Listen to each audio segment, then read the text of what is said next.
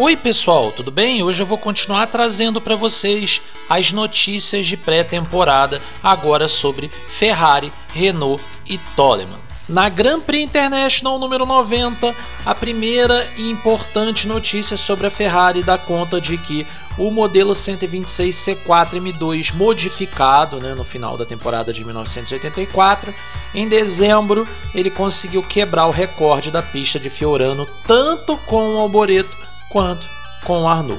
A primeira coisa aí que a Ferrari fez, segundo a revista, foi modificar completamente o sistema de exaustão do motor 6 cilindros biturbo. A Ferrari utilizou agora um sistema onde os coletores se transformam em dois dutos. Esses dois dutos eles saem e vão até o difusor do carro, ou seja, a Ferrari tinha para 85 um difusor soprado, que ela não tinha ainda em 1984. Outra vantagem que a Ferrari teve com esse sistema novo de escape é que tudo desceu. Como vocês podem ver, desceram os coletores, tubulação de escapamento desceu, os turbocompressores desceram, as tubulações que acessam também na parte do compressor ao intercooler, enfim, tudo isso desceu, e agora o carro teve também o centro de gravidade reduzido, porque todo o peso foi posicionado mais baixo. Outra vantagem é que, como tudo aquilo saiu de cima do motor, obviamente que o coverage do motor conseguiu afinar bastante, principalmente na parte de cima. Toda a carenagem traseira do carro pôde ser baixada muito, e isso aí você ganha muito em resistência aerodinâmica, Você evita a resistência aerodinâmica, o drag, você diminui muito o volume do componente e isso diminui o drag também. E aí a revista dá uma declaração, na minha opinião, muito pertinente, que é a seguinte: escapamentos no assoalho, traseira Coca-Cola, side pods longos, tudo muito rebaixado dentro do motor, espaço da roda bem distante do espaço da caixa de câmbio, para afinar a traseira Coca-Cola, enfim, o espaço Coke-Shape. E aí a revista diz o seguinte: a gente poderia dizer que eles estão copiando a McLaren? Sim, mas aí a revista muito sabiamente diz depois o seguinte: quem não copiou a Ferrari no passado também? E ela põe em interrogação. Ou seja, a revista é muito correta no que ela está dizendo, Se a Ferrari está copiando a McLaren, é porque a McLaren está indo no caminho certo. A Ferrari está assumindo que a ideia dela, o caminho que ela queria para o modelo 126 até 1984, era o caminho errado. O caminho da McLaren é o caminho correto. A interpretação correta de um carro de assoalho plano, após as modificações de 1982. A McLaren foi a equipe que, na minha opinião, na opinião da Grand Prix International também, foi a equipe que partiu para o caminho correto. Existem premissas que são seguidas em carros de assoalho plano pós 1982 que são seguidas até hoje, e elas foram criadas pela McLaren. Então, enfim, não tinha por que a Ferrari ficar dando murro em ponta de faca. Ela partiu para cópia, não tem jeito. Infelizmente, a Ferrari deixou de ser pioneira para copiar outros times, porém, se isso traz para eles desempenho, ótimo. E aí a Grand Prix International dá uma informação muito interessante para a gente ter uma noção aí, da capacidade de construção de algumas equipes. Ela diz o seguinte, que o carro da Ferrari bateu exatos 540 quilos. Até aí nada demais. Vários times conseguiram fazer isso em 1985. O que é interessante é que a revista dá conta de que o carro da Ferrari raramente bateu nas pesagens durante o ano de 84 os 540 quilos.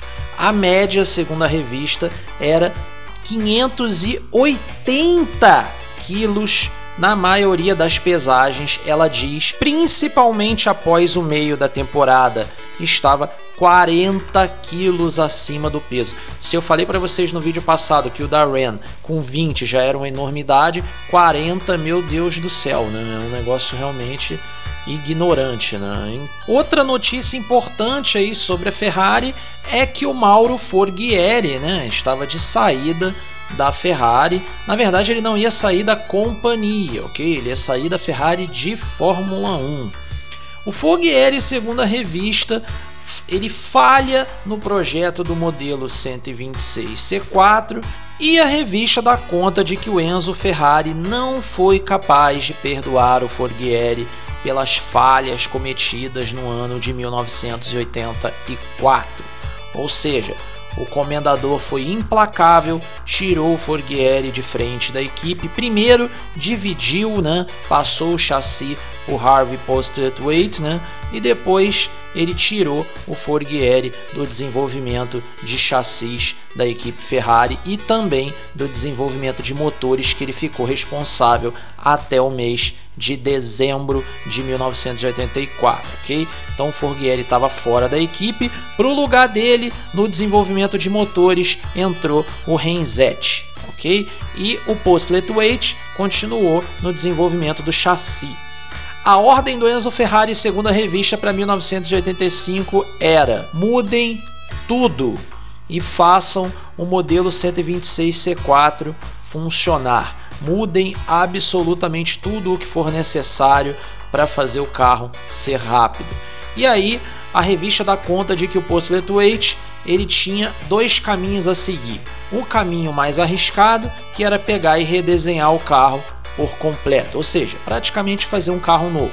E um outro caminho, que era juntar-se com o Renzetti e ver cada área do carro e cada atualização de 1984, das muitas que eu falava para vocês nos vídeos que a Ferrari estava completamente perdida tecnicamente.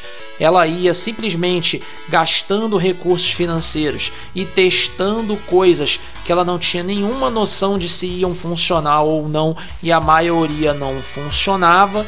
Ou seja, eram testes praticamente 100% deles práticos, eles não tinham teoria em nada, era você simplesmente pôr na pista, funciona, não funcionou, descarta e pega o que funciona. Muita coisa foi descartada, provavelmente de forma precoce, porque segundo a revista, ela dá conta de que o Postlethwaite ia ter como missão também pegar tudo o que foi feito de atualização e foi descartado em 1984 e ver de fato o que realmente funcionaria e foi abandonado precocemente, ok? Então ele ia ter que ver isso tudo, analisar cada ponto do carro, cada área de perda, aonde eles podiam conseguir algum tipo de ganho e redesenhar todas essas partes. Por isso vocês viram, o motor foi muito modificado, isso permitiu com que a carroceria do carro fosse modificado, o assoalho fosse modificado, enfim, só de você mudar o motor você já consegue mudar muitas coisas dentro do carro, tornando mais rápido, sem necessariamente mexer no projeto interno do motor, não houve necessidade de se fazer isso. Só de mudar as coisas de posição, o carro da Ferrari já se tornou outro carro, impressionante. Outra coisa que a revista dá conta é de que a Ferrari ia ter muito mais tempo para fazer o carro de 85. Segundo a revista, o carro de 84 ficou pronto apenas um mês antes do início da temporada e eles não tiveram tempo de testar absolutamente nada, já foram direto para o Rio de Janeiro. Não deu tempo de testar nada. Para 85, como eles já tinham um carro base no qual eles tinham que modificar e melhorar, eles não precisavam perder tanto tempo iniciando um modelo do zero, ok? Era a Ferrari conseguindo se achar, encontrar um caminho para a partir dali seguir para 85, que foi de fato um belo ano para a escuderia italiana. As últimas modificações dão conta de que o tanque de combustível foi baixado na altura em 4 polegadas, até porque ele não tinha necessidade de ter o tamanho do ano anterior, visto que o regulamento de combustível mudou. A quantidade que eles podiam utilizar em corrida era menor, e ao invés de diminuir o tanque no comprimento, eles foram inteligentes e diminuíram na altura, baixando assim o centro de gravidade do carro, ok? Outra modificação é que a Ferrari usa freios de carbono da Brembo, e nessa parte aqui do vídeo tem algumas discordâncias em relação à revista, então vamos lá. A revista diz pra gente que o carro ia ter uma suspensão traseira baseada na suspensão que foi utilizada no GP da Alemanha de 1984, que é aquela suspensão de fúrculas duplas com sistema de push rod.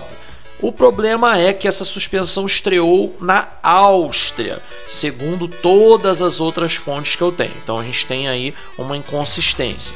Outra questão também é que a revista dá conta de que eles iam utilizar este tipo de suspensão e, na verdade, a suspensão que eles utilizaram para 85 foi uma suspensão, sim, de fúrculas duplas, porém com sistema de pull rod, aonde o eixo mola amortecedor, né, o conjunto mola amortecedor, ele foi trazido para frente, ele ficava muito atrás, né? Se você for comparar os dois sistemas, ele foi trazido mais para frente, né? E o braço também ia, né, mais para frente, né? Então, enfim, reposicionaram o conjunto mola amortecedor e o braço também, obviamente, ele passou a ser no sistema de pull rod, né? Que você vem de cima da manga de eixo lá para baixo do conjunto mola amortecedor, é como se ele fosse montado de cabeça para baixo, ok? Só para quem não conhece conseguir aí entender. E o que aconteceu com o Forghieri, então? O Forghieri ele foi designado para trabalhar no projeto da Ferrari 408 4RM, aquele carro de tração integral da Ferrari, né, que era um carro experimental, vamos dizer assim, e que, né, eu vou usar aí, vou pedir a licença poética do Felipe da Auto Super, era um carro de design excrementado em todos os lados que você pudesse olhar ele, né? O carro era lamentável. Cada canto desse carro era terrivelmente feio. Eu não entendo por que todo carro conceito precisa ser feio desse jeito, né? Mas enfim, o carro é feio demais. Ele de perfil até passa de ano, mas em todo o resto ele é lamentável. Mas enfim, era um carro de tração integral, ele tinha aerodinâmica móvel, ele tinha bastante tecnologia, porém, né, enfim, o design é lamentável demais. A próxima equipe que a gente vai fazer aqui no vídeo é a Toleman, e o título da matéria já é bem interessante, que ele diz o seguinte: destemidos pelo fato de não terem patrocinadores, não terem pneus, não terem um segundo piloto, a Toleman e sua banda, né, seu grupo de homens bem-sucedidos, conseguiram completar o desenvolvimento, né, de 1985 do carro do TG 184, lançando então o TG 185, a primeira equipe oficialmente a revelar um carro para a temporada de 1985. Bom, o TG 185, segundo essa matéria da Grand Prix International, era um carro baseado no TG 184, principalmente do meio para frente, da metade, ou seja, do coverage do motor para trás. Tudo no carro mudou para atender aos regulamentos de 1985, que proibiam os apêndices, diminuiu muito a capacidade dos tanques de combustível, então muitas coisas no carro tiveram que ser mudadas para atender aos regulamentos de 1985. A primeira modificação que a revista dá conta, e isso é meio óbvio, só de olhar o carro a gente repara, é a asa traseira, que, né, ela vai ter dois endplates, ok, todos os times usavam isso, porém o endplate da Toleman ia quase até o chão, né, quase até o solo, e eles tinham não uma nem duas, mas sim 3 asas montadas nesses endplates. Sim, você tem 2 laterais, 2 endplates e 3 asas montadas ali. Segundo o Hawkridge, ele diz o seguinte, abre aspas, fizemos um modelo de escala 1:4, estudamos muito isso em túnel de vento e foi a solução que nos pareceu mais interessante, fecha aspas. E aí ele abre aspas de novo e diz o seguinte: acho muito difícil de vocês conseguirem ver essa solução em algum outro carro na temporada de 1985, fecha aspas. Ou seja, o Hawkridge dizendo aí que a asa tripla dificilmente vai ser usada, né, por alguém no ano de 1985.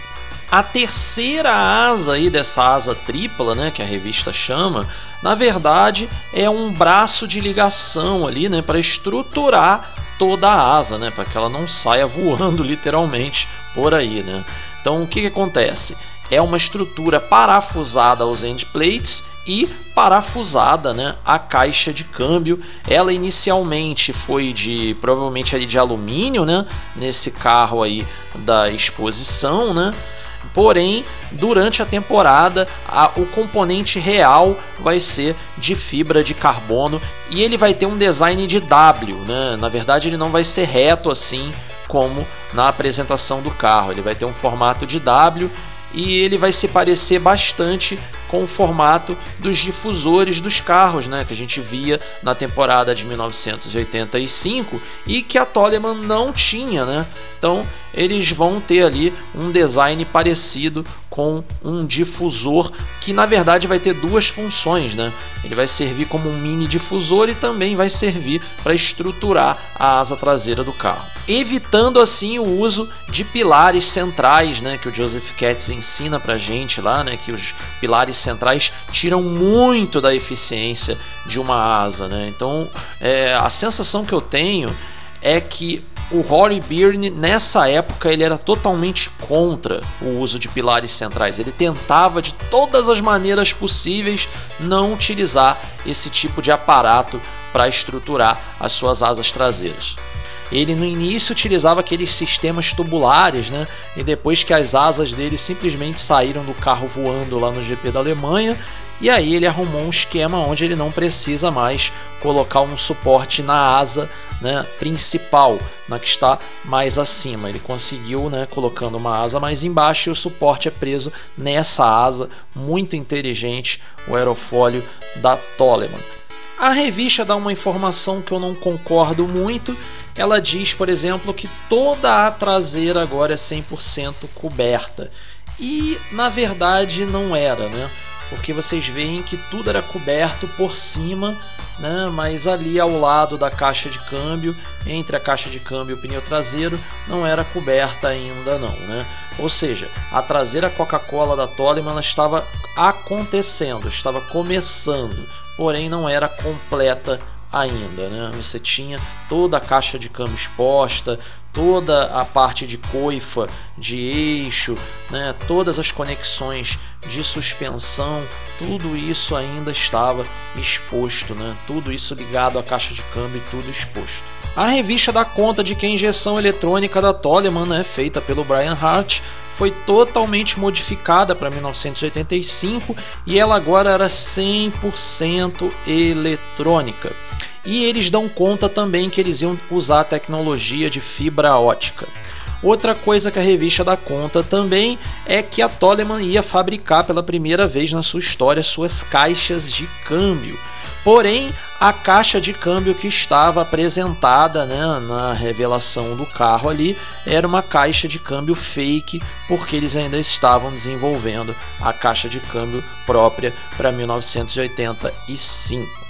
Os pneus utilizados na apresentação do carro foram sets de pneus emprestados aí pela Michelin, porque a Toleman não tinha mais pneus para fazer a apresentação do carro, e como ela não tinha fechado o contrato ainda com ninguém, né, a Michelin deu a última forcinha aí à Toleman, emprestando 4 pneus para a Toleman apresentar o seu carro.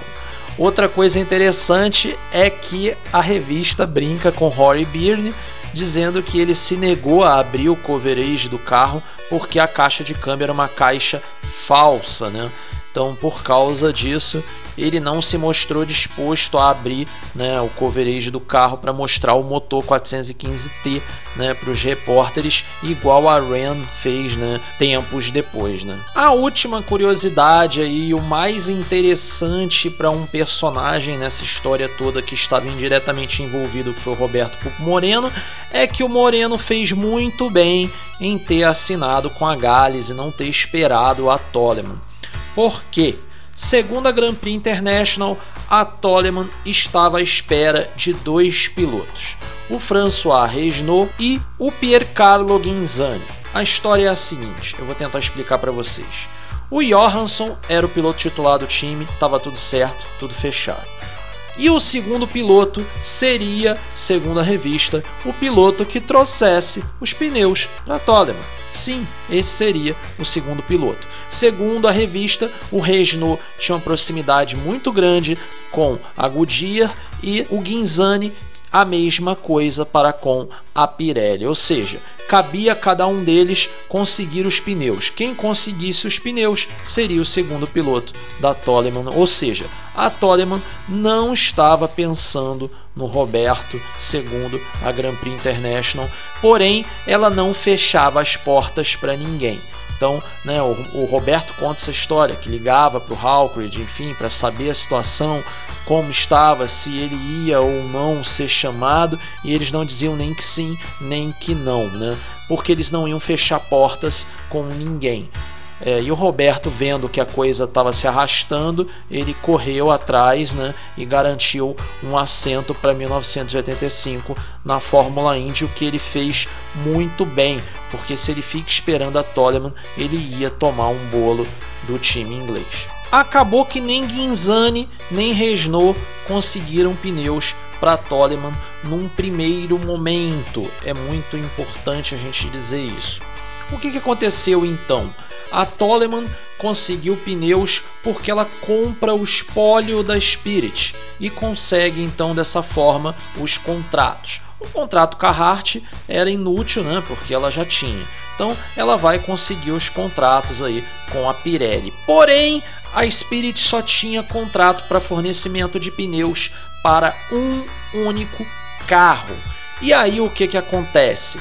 Depois da pole do Theo Fabi, né, a Pirelli dá uma animada e, né, o que acontece? Ela aumenta o fornecimento de pneus para a Toleman para que esta coloque um segundo carro no grid. E qual é o piloto? Piercarlo Ghinzani, provando tudo o que a Grand Prix International já dizia no início do ano, né? Da proximidade do piloto com a Pirelli. O piloto natural aí a entrar nesse segundo carro era o John Watson. John Watson que testou, né, desde o início do ano lá com o Johansson, testaram pneus, etc e tal, com a Toleman. Porém, o Watson ficou esperando esses pneus a temporada inteira, e quando esses pneus chegaram, vamos dizer assim, que eles não chegaram para ele, né? Vocês me entenderam. O Ghinzani sai repentinamente ali da Osella e parte para Toleman, né? Deu um salto ali com, né, os pneus Pirelli indo para Toleman. Ele dá, vamos dizer assim, uma melhoradinha de carro ali. O problema da Toleman em 1985 foram as muitas quebras de motor. A culpa, na minha opinião, não era nem do carro. O TG185 era um excelente modelo. O problema é que o motor Hart em 1985 não funcionou de forma nenhuma, infelizmente não funcionou. E é aquilo, como eu disse, acabou sendo muito bom para o Roberto Moreno não ter ficado esperando, né, essa ligação da Toleman dando ok dos pneus, porque essa ligação nunca chegaria, né? O Watson ficou esperando isso daí muito tempo e acabou sendo totalmente prejudicado. Porém, ao contrário do Watson, o Moreno tinha opções para 1985 e ele fez muito bem em utilizar essas opções. Que bom, né? Que isso poderia ter atrapalhado muito a carreira do Roberto. E agora a gente vai para o último time que foi visitado ali pela Grand Prix International na edição de número 90. E esse time, como eu disse para vocês no vídeo passado, é a Renault. E a matéria da Grand Prix International contextualiza muito bem como estava o sentimento da Renault para o início da temporada de 1985. Né? O título da matéria diz o seguinte: seguindo a inesperada partida de La Rousse, a saída também do engenheiro de chassis, uma desapontadora temporada de Fórmula 1 e a queda repentina nas vendas dos modelos de produção da fábrica são razões que poderiam fazer com que a Renault deixasse a Fórmula 1, mas eles não vão fazer isso.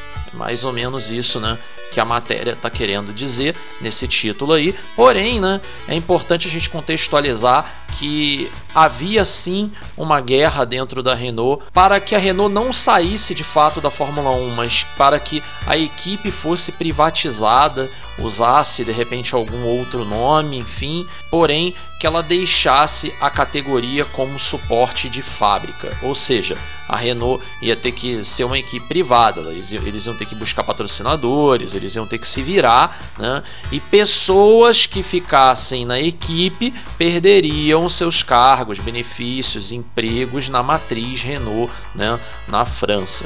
Ou seja, ninguém quis fazer isso, ninguém quis abrir mão de seus planos de carreira, né? Para ficar na Fórmula 1, o Larousse foi o único que entrou nessa loucura aí. E como o Larousse não conseguiu privatizar o time, ele não era mais respeitado por pessoas lá de dentro, ele partiu para a Ligier. E aí a matéria começa, né, dando conta de que a saída da Michelin seria o álibi ideal para a Renault deixar a Fórmula 1, né? Naquele sentido de, vamos sair porque estamos sem pneus, a Michelin nos deixou na mão, ou coisa desse tipo, né? Mas a Renault não fez isso com a sua parceira ali, né, de Fórmula 1. A Renault não fez isso com a Michelin e seguiu na categoria. E se a Michelin quis sair, problema é da Michelin, a gente vai continuar. E enfim, não culpou a Michelin ou usou a imagem da Michelin para conseguir sair da Fórmula 1. A Renault não fez isso. E a revista não diz isso à toa, a revista entrevistou o Jean Sage, né? Ou seja, a partir do momento que o Larousse saiu, né, eles começaram a ir atrás do Jean Sage, e o Jean Sage diz exatamente o seguinte, abre aspas, seria a oportunidade ideal para a gente anunciar a nossa saída da Fórmula 1. E aí ele abre aspas de novo dizendo o seguinte, nós teríamos a melhor desculpa.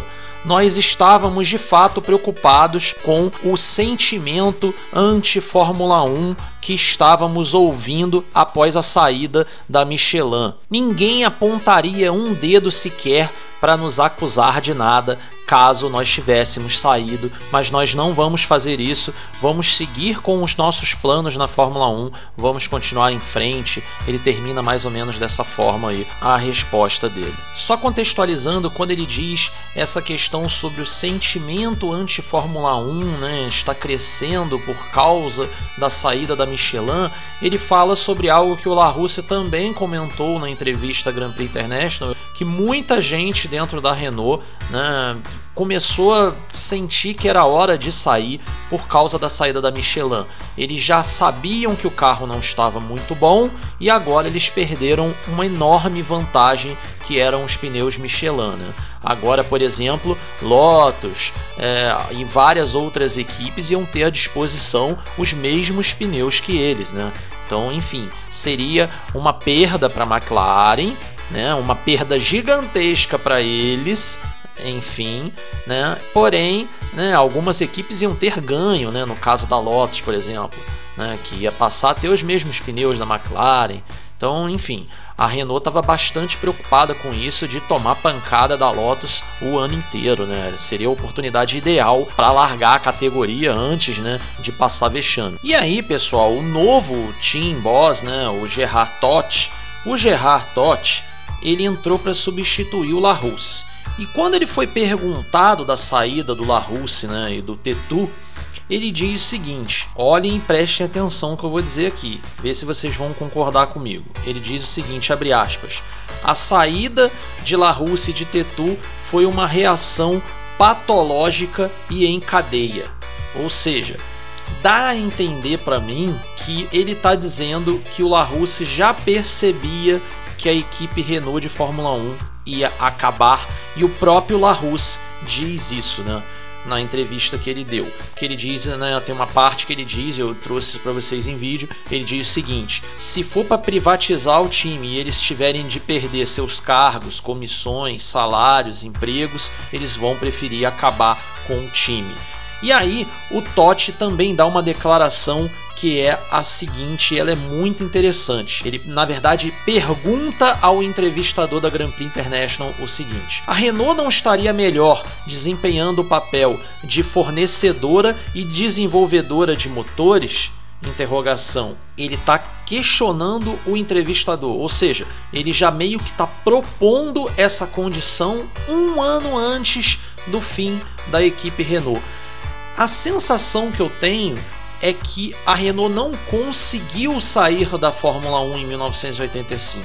Provavelmente ela tinha contratos ainda para manter, né, com alguns poucos patrocinadores que ela tinha ali. Eu acho que foi isso, ok? Mas aí eu estou conjecturando coisas, eu quero deixar bem claro para vocês. A sensação que eu tenho é essa, porque eles já davam muitos sinais de que iam sair da categoria já no início de 85, final ali de 84 também, né? E é impressionante, sai uma pessoa, entra outra e eles continuam dando esse tipo de mensagem, de sinal de que vão sair da categoria. Mas, enfim, é minha opinião, eu não sei se vocês interpretaram essas mensagens da mesma forma aí, né?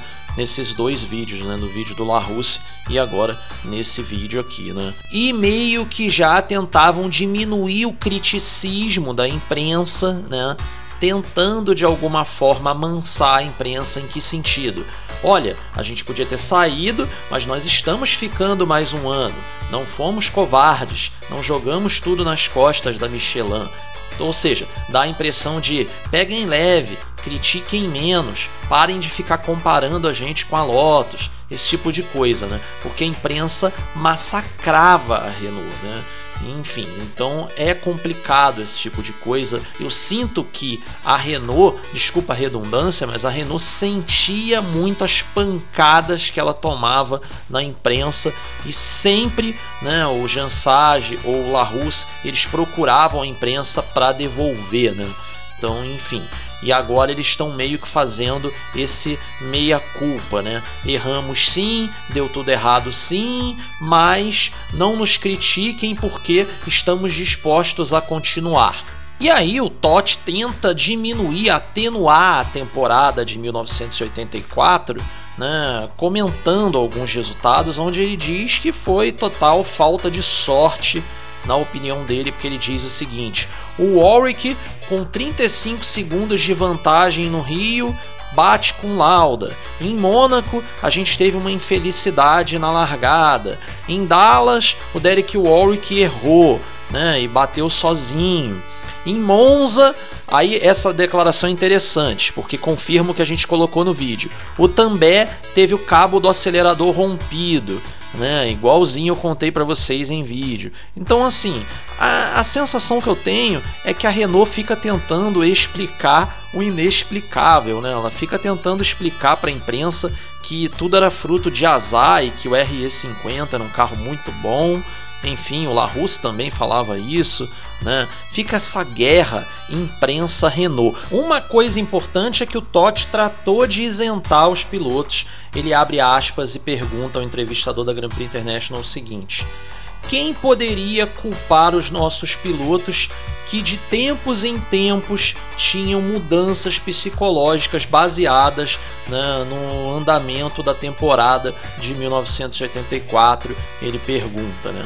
E aí ele diz que tanto o Warwick quanto o Tambay tiveram momentos de baixa autoestima durante a temporada. Ele diz que a reação do Warwick, né, para lidar com o problema foi atacar o problema, tentar ser mais rápido, brigar pelos resultados, ser mais agressivo na pista. Não necessariamente, né, que ele tenha conseguido alcançar esses resultados, mas foi a forma como ele lidou com o problema. Já o Tambay, ele diz que o Tambay perdeu totalmente a confiança de que ele era um piloto capaz de vencer. Sim, ele diz isso. Ele dá aí uma declaração forte sobre o Patrick Tambay, e mais, ele diz o seguinte, que foi um mérito muito grande dos pilotos ter dito isso, né, ter comunicado isso para a equipe, para que a equipe pudesse identificar esses momentos de baixa estima dos pilotos com RE50. Ele ainda deixa bem claro, ou seja, os pilotos não estavam felizes com o carro, né? Porém, a gente sabe que o Tambay, do meio da temporada em diante, ele mudou completamente de comportamento, né? Passou a ser um piloto completamente diferente do Tambay até o meio da temporada. Mas enfim, né? O Totti provavelmente está se referindo ao início da temporada, e era um Tambay que também veio muito castigado dos tempos de Ferrari, conforme o próprio LaRusse disse também nas entrevistas, né? O Tambay é um piloto que veio já com a autoestima baixa, manteve-se com a autoestima baixa porque as coisas não estavam dando certo, e aí as coisas começaram a dar um pouco mais certo para ele, e aí veio o desastre de Monza, né? Que é uma das cenas mais emocionantes que eu já vi no automobilismo, realmente. O Tambay vindo às lágrimas, né? Perdendo uma vitória que era certa por causa de um cabo de acelerador que devia custar centavos de libras, né? É um absurdo. Infelizmente essas coisas acontecem no automobilismo. Sobre a saída do LaRusse e do Teytuo, o Jean Sage perguntado, ele responde o seguinte, abre aspas, tinha consciência de que Teytuo estava recebendo contatos de outras equipes da Fórmula 1 e ele estava sim respondendo a esses contatos, né? Enfim. E aí ele diz o seguinte, o Michel Teytuo é do tipo de engenheiro que gosta de trabalhar em times pequenos, aonde o relacionamento pessoal é muito importante. Ele está querendo dizer aí que, né, times onde todo mundo se conhece, né? Sobre essa questão, o LaRusse também comenta, né, na Grand Prix International que ele deu a entrevista, né, na 89. O LaRusse diz que a vontade dele, se ele fosse ficar na Renault, era de cortar 200 funcionários da Renault Sports. Aí ele não está se referindo à equipe de Fórmula 1, ok? Ele está se referindo a toda a divisão esportiva da marca. A vontade dele era de cortar 200 funcionários. O efetivo da Renault Fórmula 1 era até um efetivo pequeno. Segundo o Jean Sage, era um efetivo que só era superior ao da Brabham. Outra questão também que o Jean Sage traz para a gente, é muito importante para a gente entender o contexto que a Renault vivia em 1985, é da situação financeira da montadora. Sim, o Jean Sage diz que a Renault dependia muito de dois modelos, né, para ter a sua base financeira. O Renault R25 e o Renault Super 5. O problema é que, né, esse segundo modelo, o Renault Super 5, não estava vendendo muito bem, ele estava tendo muitas dificuldades no mercado contra o Peugeot 205. E o Renault Super 5 era o carro de entrada da Renault, era o popular da Renault, né? Era o utilitário da Renault. Esse carro precisava vender em grandes quantidades para sustentar a marca. E ele não estava indo bem neste momento, né? É bom deixar claro, porque o Renault 5, né, a série 5, vai ter vida muito longa, vai até os anos 90, né? Um carro que foi muito longevo, principalmente pela confiabilidade, né? Um carro extremamente confiável. Comparando aí com o 205, ele era um carro que entregava, né, em quase todas as versões que existiam, né, se fosse comparada com as equivalentes da Peugeot, ele entregava um pouquinho mais de desempenho, bem pouquinho mesmo, era diferença muito mínima. E a grande diferença, na minha opinião, aí eu quero deixar bem claro que o preço também era bem parecido. A grande diferença ali naquele momento de 1984-5 era design. De fato, o Peugeot 205 era um carro bem mais atraente esteticamente, né? Mesmo ele entregando um pouquinho menos de desempenho. Quando eu digo pouquinho, pessoal, eu estou falando aí de 6 km por hora de velocidade máxima, eu estou falando de um 0 a 100 com diferença de 0, quase nada, enfim, vocês entenderam, né? É muito pouca diferença técnica entre os carros, então o design acaba contando muito, né? E o Peugeot entregava um carro esteticamente mais bonito. O Peugeot 205 de fato é um carro, na minha opinião, bem mais bonito, então acabava vendendo mais. Outra questão interessante dessa matéria foi a visita do Jean Sage ao Williams. Sim, ele visitou as instalações da equipe britânica e comentou, né, o que ele achou das instalações da Williams, comparando-as com as da Renault. Ele diz que visitou a Williams e ele diz que só no setor de caixa de marchas, ok, da Williams, eles tinham 3 vezes mais funcionários do que no mesmo setor da Renault, e ele diz que a Williams era uma equipe muito mais equipada do que a Renault em ferramentas, acessórios, máquinas, né, a parte técnica toda. Tudo era muito mais tecnológico, avançado e modernizado em relação à Renault. Outra coisa que ele diz também é que a Williams tinha um túnel de vento simplesmente do lado desses setores todos, ou seja, tudo era colocado no modelo em escala e rapidamente testado, né? Eles não tinham perda de tempo quase que nenhuma, eles não tinham que levar tudo isso para túnel de vento, enfim. Era a logística da Williams muito superior, né, à da Renault nesse momento aí de 1985, e o Jean Sage reconhece isso em entrevista. É muito interessante que o Jean Sage, o LaRousse, enfim, o Todt, todos eles, quando eles dão entrevistas, eles são extremamente honestos e sinceros, né?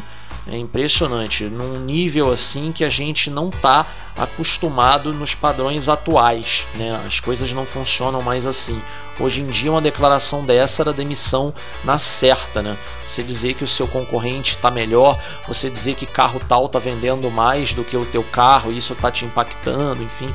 É complicado, hoje em dia o mundo está muito diferente, o que rende menos notícia e rende menos conhecimento da gente, né, a respeito do que está acontecendo no meio, né? Infelizmente é assim que funciona. Outra questão interessante foi sobre a possível contratação de Gerard Carouge, um engenheiro projetista da Lotus. E o Jean Sage diz taxativamente: não fizemos a ele uma oferta astronômica como estão ventilando na mídia, né? Ele deixa bem claro que não houve oferta para o Gerard Carouge, e ele diz que isso não aconteceu porque a Lotus é a parceira número 1 da Renault e seria uma destruição de relações se eles fizessem isso, né? E é fato, a relação entre Jean Sage e Peter Warr, se eles tirassem o do Carouge da Lotus, realmente seria uma relação complicadíssima após esse evento, né? Caso esse evento acontecesse. E ele ainda aumenta a resposta, ele estende ela a Forghieri, a Gordon Murray, enfim, ele diz que não tentou tirar engenheiro nenhum de equipe nenhuma, Patrick Head, enfim, ele vai a todos os grandes engenheiros da Fórmula 1 e deixa bem claro que não tentou a contratação de ninguém. Sobre o carro RE60, o Jean Sage diz que eles iam ter um novo motor, uma nova caixa de câmbio, novas suspensões do tipo push rod ao invés da pull rod que eles usavam no sistema, né, anterior, e eles iam ter também uma nova injeção de combustível em parceria com a Weber. O grande desafio, segundo o Jean Sage, era o combustível para 1985. Além deles perderem, né, alguns litros pelo regulamento, né, a capacidade dos tanques ia cair aí para 220 litros, né, o grande problema para 1985 seria, na verdade, né, o fim do resfriamento do combustível, né, que era feito nas máquinas das fornecedoras de combustível, né. Isso estava totalmente proibido para 1985. E se a gente for somar os 20 litros que foram perdidos, né, por capacidade dos tanques, mais os 10 litros que foram perdidos pelo resfriamento do combustível, eles iam ter que trabalhar aí com 30 litros a menos para terminar a mesma distância do ano anterior em todas as provas, né? Então ia ser um grande desafio realmente administrar o combustível para 1985, e como a McLaren já conseguia fazer isso muito bem, eu tenho para mim que foi um grande erro esportivo para 1985 fazer esse tipo de regulamento, porque ajudou demais a McLaren. Isso é um fato, ok? Não que isso tenha sido premeditado, simplesmente ajudou. A McLaren tinha, né, um gerenciamento de combustível melhor do que o de todas as equipes. A Porsche estava bem à frente. Só um adendo aí, os 10 litros perdidos por resfriamento é uma informação técnica dada pra gente pelo Jean Sage nessa entrevista, ok? Ele garante que eles iam perder 10 litros só perdendo o resfriamento do combustível. Bom pessoal, eu espero que vocês tenham gostado do vídeo. Na semana que vem a gente vai trazer a apresentação do carro da Ferrari, a apresentação do carro da Renault, as entrevistas durante essas apresentações. Eu vou trazer para vocês também Zack Speed e Lola, conforme eu já tinha falado com vocês, e vou trazer para vocês também Arrows e Minardi. A questão é se Arrows, Minardi, Lola e Zack Speed, né, se eu vou conseguir colocar isso tudo no mesmo vídeo junto com o fim, né, da matéria sobre Ferrari e Renault, que são matérias bem grandes, ok? Então se eu conseguir fazer isso tudo num vídeo, ótimo, se não a gente vai ter ainda mais 2 vídeos, né, o da semana que vem e o próximo. Com essas equipes, né, a gente encerrando, a gente vai fazer quase todas as equipes do grid, né? Infelizmente, o Williams e Brabham não tem material, são equipes muito mais fechadas do que as outras, né? Infelizmente, eram equipes que se escondiam muito da imprensa, da mídia, etc e tal. Então, enfim, vamos ver. Eu não tenho, já quero deixar bem claro, material de pré-temporada de Williams e Brabham, porque tem inscritos que me perguntaram e eu já estou dizendo para vocês, não tenho, tá? Porque é difícil, essas equipes são complicadas, ok? Da gente ter material. Até por causa dessa questão da Brabham, eu tentei aí, depois de muitos anos, eu consegui comprar o livro do Phil Draquet, né, que é a história da Brabham. Esse livro ele vai até 1985, infelizmente ele não conta a história completa da Brabham, porém pelo menos aí ele conta a história toda até, né, o fim da fase Nelson, né? Mas enfim, vamos ver, tomara que esse livro atenda aí as expectativas. É um livro já bem antigo, é meio que a Bíblia da Brabham, né? Vamos ver se esse livro atende as expectativas minhas aí, para trazer conteúdo para vocês.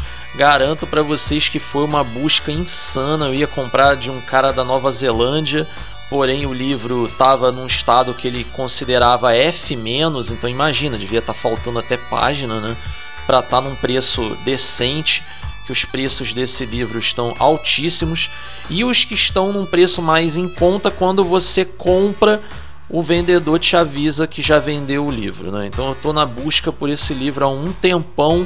Eu finalmente consegui de um cara da Inglaterra e ele até se sensibilizou aí pelo canal. Enfim, mostrei para ele que tenho isso como hobby, né, de trazer esse tipo de informação para o Brasil.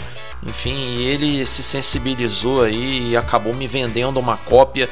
É um mercado complicado, muitos dos colecionadores europeus eles têm mais de uma cópia, muitas cópias às vezes, os livros saem com cópias limitadas, então eles têm várias cópias para revender e trocar pelo que eles querem, né? Então, enfim, isso acaba valorizando muito essas obras, né? Enfim, é complicado, é um mercado complicado. Eu tenho buscado em Nova Zelândia, África do Sul, né? Com o tempo eu fui ficando mais esperto aí na busca por obras, mas enfim, tenho tentado aí, tô na luta para buscar esse livro aí. Já tá tudo fechado, parece que tá vindo, vamos torcer para que chegue inteiro, né? Mas enfim, se chegar vou ficar feliz demais e tomara que o livro atenda às expectativas. E se lá tiver alguma coisa sobre essa pré-temporada, eu trago para vocês mesmo com atraso, né? É isso, Zack Speed e Lola garantidas na semana que vem, e aí eu vou ver o que eu faço com relação a Arrows e Minardi, ok? Então, até semana que vem, quarta-feira, 7 da noite.